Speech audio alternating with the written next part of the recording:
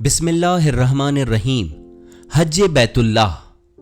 एक इंसान अपनी रोज़मर्रा ज़िंदगी में कई घंटे काम करता है, खाता है और फिर सो जाता है। रोज़ाना इसी रूटीन को बाकायदगी से अदा करता है। दरअसल ये इंसान एक ऐसे निज़ाम में फंस चुका है जिसकी कोई सिमत मुतअय्यन नहीं है। ज़िंदगी के असल मकसद से बिल्कुल नावाकिफ़ और मकसद हयात सिर्फ अच्छी ज़िंदगी गुजारना है। इंसान का किरदार बहुत सारी चीज़ों के ज़ेर असर है। मसलन सिर्फ अपनी ज़ात से मोहब्बत, जुल्म करना, जहालत, बेखौफी, सही रास्ते से लाइल्मी और लालच। दुनियावी ज़िंदगी ने इंसान के अंदर बाज़ हैवानी सिफ़ात शामिल कर दी हैं। अब ये इंसान दुनिया की ख्वाहिश में कभी भेड़िया बन जाता है तो कभी लोमड़ी, कभी चूहा बन जाता है तो कभी भेड़।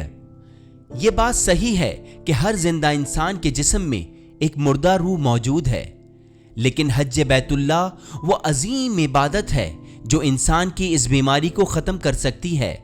असलन इंसानी ज़िंदगी का कोई मकसद है ही नहीं अगर इंसान अपनी ज़िंदगी को राह खुदा के लिए वक्फ न करे। यकीनन हज किसी इंसान का अपने अल्लाह की जानिब कदम उठाने का एक बेहतरीन ज़रिया है। हज बैतुल्लाह को बजा लाने के लिए इंसान को अपने अंदर कुछ तब्दीलियां लानी पड़ती हैं। मसलन रहमदिली, खुश अखलाकी, ताकत, इल्म और इंसानी अक़दार जैसी खूबियां इंसान को अल्लाह से करीब कर देती हैं। जब हम इस मुक़द्दस सरज़मीन में कदम रखते हैं तो ये अजीम इबादत मीक़ात से शुरू होती है। यही वो जगह है जहां इंसान को अपना लिबास तब्दील करना होता है। क्यों? क्योंकि लिबास न सिर्फ इंसान के जिस्म को ढांपता है बल्कि इंसानी अखलाक को भी, और इस मुक़द्दस लिबास को एहराम कहते हैं। दरअसल एक इंसान जो लिबास पहनता है वो लिबास इसका खाका है, और ये लिबास इसकी तरजीहात, इसके मकाम, खुसूसियात और इसके वक़ार को ज़ाहिर करता है। बाज़ सूरतों में इंसानी वक़ार की जगह इम्तियाज़ ले लेती है। ऐसी सूरत हाल में इंसान हम नहीं मैं का शिकार हो जाता है। मसलन मेरा ख़ानदान, मेरा कबीला, मेरा मर्तबा, मेरी क्लास और मेरी अक़दार, और ये इंसान अपनी असल शख्सियत को भूल जाता है। मीक़ात के मकाम पर आपके ख़ानदान व कबीले से क़त्ए नज़र आपको अपने तमाम लिबास व आराइश जो कि आप रोज़मर्रा ज़िंदगी में ज़ेबतन किए होते हैं, जो कि इंसान के मुख्तलिफ हैवानी पहलुओं को जाहिर कर रहे होते हैं। मसलन भेड़िया जो कि सख्ती और जबर की अलामत है, चूहा जो कि अय्यारी की अलामत है, और लोमड़ी जो कि चालाकी की अलामत है, और भेड़ जो कि गुलामी की अलामत है। इसलिए अब अपने लिबास को उतारना होगा। इस लिबास को मीक़ात के मुकाम पर छोड़ना होगा, यानी कफन को पहनना है जो सफ़ेद रंग का सादा लिबास है। सब एक ही लिबास में होंगे और किसी का लिबास भी किसी दूसरे से जुदा नहीं होगा। हज एक तहरीक है, और अगर हम अल्लाह से मुलाकात करना चाहते हैं तो हमें अपनी तमाम अना और नफसानी ख्वाहिशात को मीक़ात में ही दफन करना होगा। ये रोज़ रोज़े महशर की तरह है। सफ़ेद पोशों का सैलाब, तमाम लोगों ने कफन पहना हुआ है, किसी की भी शनाख्त नहीं की जा सकती।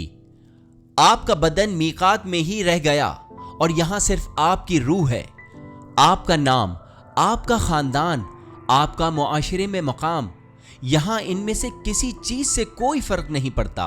एक दफा आपने अपना लिबास उतार दिया, अब आपकी अपनी जात कुछ भी नहीं है। अब आप एक ग्रुह में दाखिल व शामिल हो चुके हैं। ये ग्रुप एक उम्मत है, और ये उम्मत हम हैं। मैं ये, मैं वो, ये सब मैं अब खत्म हो चुकी हैं। अगला कयाम काबे में है, एक ऐसी इमारत जो सियाह खुरदुरे पत्थरों से बनी हुई है। बहुत ही सादा सी तामीरात के साथ इसमें सफ़ेद रंग का भी इस्तेमाल किया गया है भराई के लिए।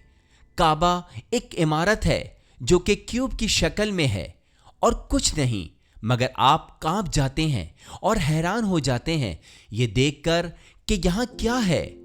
कोई नहीं, सिर्फ एक खाली क्यूब की शक्ल की इमारत। क्या बस यही है? کیا یہی ہماری ایمان، دعاؤں، محبتوں اور زندگی اور موت کا مرکز ہے؟ اس مقام کعبے پر آپ کے ذہن میں شکوک و سوالات آنا شروع ہو جاتے ہیں۔ میں کہاں ہوں؟ آپ نے ہو سکتا ہے اس کو ایک عالیشان محل تصور کیا ہو جس کی چھت روحانی سکوت سے پر ہے۔ ہو سکتا ہے کہ آپ نے یہ سوچا ہو کہ آپ کسی مقدس ہستی کی زیارت کرنے جا رہے ہیں، مثلا نبی یا امام کی، مگر یہ تو ایک کھلا ہوا چوکور نما خالی کمرہ ہے۔ یہ عمارت تو کسی عالیشان تعمیر کا نمونہ نہیں۔ یہاں پہ کوئی بھی نہیں ہے، کوئی نبی نہیں ہے کہ جس کی طرف آپ متوجہ ہوں اور احساسات و جذبات بیان کر سکیں۔ یہاں کوئی بھی نہیں ہے، کوئی نبی نہیں ہے کہ جس کی طرف آپ متوجہ ہوں اور اپنے احساسات و جذبات بیان کر سکیں۔ لوگوں، کعبے کی خالی عمارت آپ کو اس بات کی یاد دلاتی ہے کہ یہ آپ کی منزل نہیں ہے، یہ تو صرف آپ کے لیے رہنما ہے جو کہ آپ کو راستہ دکھاتی ہے۔ یہ اللہ کی جانب ایک دوامی تحریک ہے، نہ کہ کعبے کی جانب۔ مکہ کو بیت عتیق کہا جاتا ہے۔ عتیق یعنی آزادی کی نشاندہی کرتا ہے۔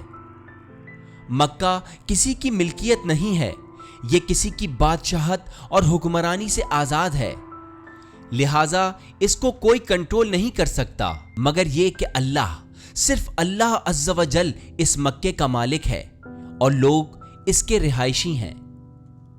اب سب لوگ مل کر کعبے کا طواف کرتے ہیں۔ یہ تحریک ایک اکائی کی طرح ہے، صرف ایک گروہ کی صورت میں۔ یہاں پر کسی کی ذاتی شناخت کی کوئی اہمیت نہیں، وہ تمام میں، میری انا اب ختم ہو کر صرف اور صرف ہم بن چکی ہیں۔ ایک ایسی امت کی تشکیل ہو چکی ہے جو اللہ کی جانب گامزن ہے۔ اللہ تک پہنچنے کے لیے آپ کو اللہ کے بندوں تک رسائی حاصل کرنا ہوگی۔ صحیح راستہ پانے کے لیے، حق پانے کے لیے آپ کو لوگوں کے مسائل کے خاتمے کے لیے کوششیں کرنا ہوں گی۔ ایک ایسے راہب کی طرح نہیں جو اپنے آپ کو لوگوں سے دور کر دیتا ہے، بلکہ ہمیں اپنے آپ کو لوگوں کے لیے وقف کرنا ہوگا۔ اس کے لیے ہمیں سخاوت، عقیدت، اپنی ذات کی نفی کرنا ہوگی اور ساتھ ہی اس راہ میں ہمیں سختیاں بھی برداشت کرنا ہوں گی اور مختلف قسم کے مسائل کا سامنا بھی کرنا پڑے گا۔ طواف کے بعد مقام ابراہیم پر نماز ادا کی جاتی ہے۔ یہ بات اس کی نشاندہی کرتی ہے کہ حضرت ابراہیم علیہ السلام جس جگہ عبادت کیا کرتے تھے، اس مقام ابراہیم پر آپ کھڑے ہیں۔ جب حضرت ابراہیم اس مقام پر پہنچے تو آپ اپنی زندگی میں نمرود سے سخت جہاد کر چکے تھے۔ اس وقت تک آپ بہت ساری خرافات سے لڑ چکے تھے، مثلاً بتوں سے آپ نے صعوبتیں برداشت کی، آگ کی گرمی کو سہا، شیطان کا سامنا کیا، اپنے بیٹے اسماعیل کو قربان کیا، ہجرت کی، گھر سے دوری اختیار کرنا پڑی، تنہائی کی سختیاں برداشت کی اور امامت کی منزل پر فائز ہو گئے، اور بتوں کو بیچنے والے کے گھر میں کام کرنے والے سے کعبے کے معمار تک بن گئے۔ کعبہ یعنی توحید کا مرکز۔ اب آپ حضرت ابراہیم کے مقام پر موجود ہیں۔ تمام خود ساختہ انا اور غرور کو پس پشت ڈال کر اب آپ آزاد ہیں۔ ان کے قدم گاہ پر قدم رکھتے ہوئے عبادت کا آغاز کرتے ہیں۔ اس کے بعد سعی کا مرحلہ آتا ہے۔ یہ وہی مرحلہ ہے جب ہم دو پہاڑوں کے درمیان بھاگتے ہیں، یعنی صفا و مروہ۔ سعی کا مطلب ہے کوشش کرنا اور ڈھونڈنا۔ اب آپ حضرت ابراہیم کی زوجہ حضرت ہاجرہ والا عمل انجام دے رہے ہیں، بالکل تنہ تنہا مگر پر امید اور پانی کے حصول کے لیے گامزن۔ یہ اس بات کی نشاندہی کرتا ہے کہ ہمیں اپنے اور اپنے اہل و عیال کی روزمرہ کی ضروریات، مثلاً پانی و غذا کے لیے کوششیں کرنا چاہیے، بھاگ دوڑ کرنی چاہیے، صرف اپنے لیے نہیں بلکہ سب کے لیے۔ یہ مرحلہ صفا سے شروع ہوتا ہے، جس کا مطلب ہے دوسروں کے لیے خالص محبت، اور آپ کی منزل مروہ ہے، جس کا مطلب ہے سخاوت اور دوسروں کے لیے معافی۔ اس مرحلے کے بعد بال اتارے جاتے ہیں، احرام کھول دیا جاتا ہے اور اپنا معمول کا لباس دوبارہ پہن لیا جاتا ہے۔ اب آپ آزاد ہیں، جائیے اپنے اسماعیل کو تلاش کیجئے اور آپ کو اس کے قدموں تلے زمزم بہتا ہوا ملے گا۔ اب حج کا بڑا رکن ادا ہونا ہے، اپنا احرام پہن لیں اور مکہ چھوڑ دیں۔ کتنی حیرانی کی بات ہے کہ مکہ کو چھوڑ دیں۔ کیا ہمارا قبلہ مکہ میں نہیں تھا؟ جی ہاں، یقیناً تھا، لیکن مکہ چھوڑ کر حج کا رکن اعظم ادا کیا جاتا ہے۔ حضرت ابراہیم آپ کو یہ تعلیم دے رہے ہیں کہ حج کعبے میں اختتام پذیر نہیں ہو گیا، بلکہ اس لمحے شروع ہوا ہے جس لمحے آپ نے کعبے کو خیر باد کہا۔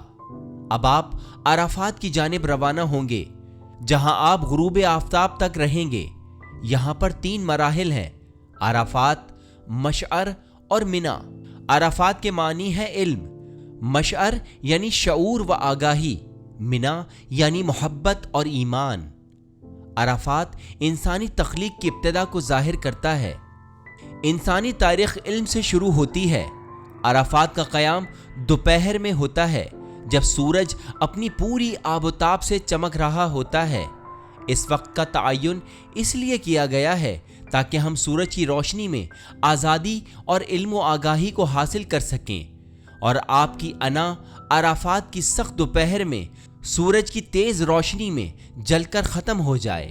سورج غروب ہونے کے ساتھ ساتھ لوگ چلنا شروع کرتے ہیں، یہاں تک کہ مشعر پہنچ جائیں۔ مشعر یعنی شعور کی سرزمین۔ پھر منا میں سب سے طویل اور آخری قیام ہوتا ہے۔ یہ محبت اور ایمان کو ظاہر کرتا ہے۔ محبت، علم و شعور کے بعد آخری منزل ہے۔ اب آپ کو حضرت ابراہیم کی طرح بننا ہے۔ وہ اپنے بیٹے اسماعیل کو قربان گاہ لے کر آئے۔ آپ کا اسماعیل کون ہے؟ آپ کی پوزیشن، آپ کی عزت، آپ کا پیشہ، پیسہ، گھر، فارم، گاڑی، محبت، خاندان، علم، لباس، نام، آپ کی زندگی، جوانی، آپ کی خوبصورتی۔ جو چیز بھی آپ کا ایمان کمزور کرتی ہے، جو چیز بھی آپ کو آپ کی ذمہ داریاں ادا کرنے سے روکتی ہے، جو چیز بھی آپ کو خود پسند بناتی ہے، جو چیز بھی آپ کو اندھا اور بہرا کر دیتی ہے، اس کی قربانی یہاں منا میں دینی ہوگی۔ آپ کا اسماعیل ہو سکتا ہے آپ کی خودی ہو، آپ کا پیشہ ہو، آپ کی دولت ہو یا آپ کی شہرت ہو۔ یہاں اپنی روح کو قربان کرنا ہوگا، جس کا مطلب ہے کہ اپنے نفس کے غلام نہ بنیں اور اس کی بیجا پیروی نہ کریں۔ رمی جمرات، قیام منا اور عید سب کی اپنی اپنی جگہ روحانی اہمیت اور افادیت ہے۔ دراصل عید کے بعد ہم منا میں قیام کرتے ہیں، اور ان بتوں کو پتھر مارنے کا مطلب ہے ان بتوں کو توڑنا جو ہم نے خود اپنے لیے تراشے ہیں۔ اپنی روزمرہ زندگی میں پتھر ماریں اور لڑیں آزادی کے حصول کے لیے۔ پتھر ماریں اور نجات حاصل کریں اپنی زندگی میں شامل جہالت سے۔ پتھر ماریں اور ختم کر دیں معاشرے سے منافقت کو۔ پتھر ماریں اور اپنے آپ کو اپنے نفس کی غلامی سے آزاد کریں۔ یہ ویڈیو ڈاکٹر علی شریعتی کی حج پر لکھی گئی ایک کتاب کی مدد سے بنائی گئی ہے، اور اس کو ہم نے کوشش کی کہ آسان طریقے سے پیش کر سکیں۔